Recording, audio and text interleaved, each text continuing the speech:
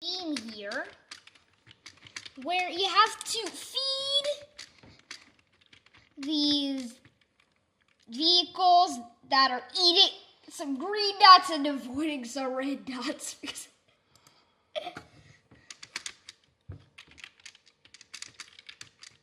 Simon has made a game out what was a coding challenge about steering behaviors and evolution using the genetic algorithm, right? Yeah. And this was a coding challenge by Daniel Shiffman, and you have turned it into a game, right? Yeah. So the game part of it is your own, right? Yeah. You have to shoot out food. The green dots is food, and the red dots is poison. Poison. So this round guy gives them poison, right? That's the bad guy. Is that right? Yeah. And the triangle is the good guy. That's the feeding guy. Yeah. This one is just moving around with purling noise and making these randomly, and this one you can control by the keyboard. Oh, so you can only control the good guy. Yeah. And who is this? This is the thing that eats the food and the poison. And it's supposed to learn to survive only to eat the food and not the poison. Because once it eats the poison, it dies, right? Yeah. And then there's a new one born, or not? This is the last one. Yeah, and the chance that they clone decreases over time. The chance that they what? The chance that they make copies of themselves? Decline. The chance is smaller. Look, there are many of those vehicles in the beginning. And many of them died because they ate poison, right? Yeah. Is that right?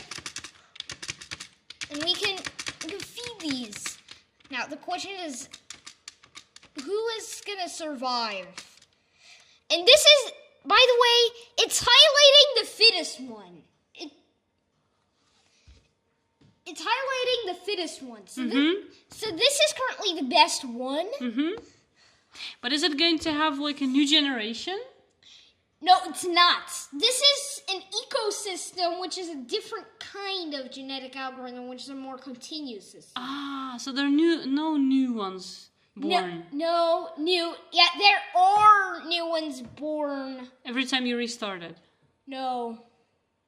There are new ones born, but the chance that new ones are born decreases over time. So there are several generations. I don't get it. No, there aren't generations, but at a certain point, it's just going to make a copy of it.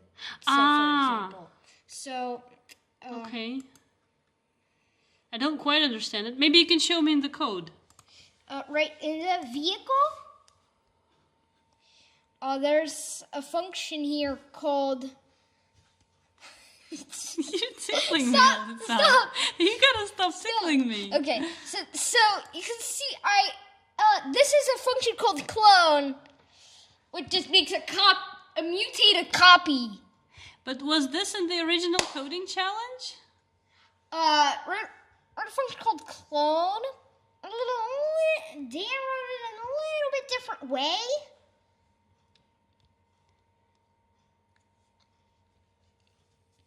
But what did you change? Can you elaborate? Can you say more? I wrote the code the way that I just have just one constructor. And I'm just setting the DNA right here. Okay.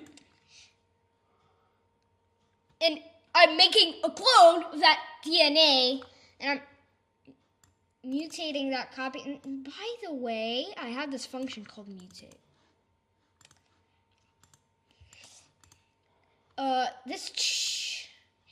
So we need to tune the weight by just a tiny bit, but I need to tune the perception radii by a very big value. Mm-hmm. And what's the purpose of the game?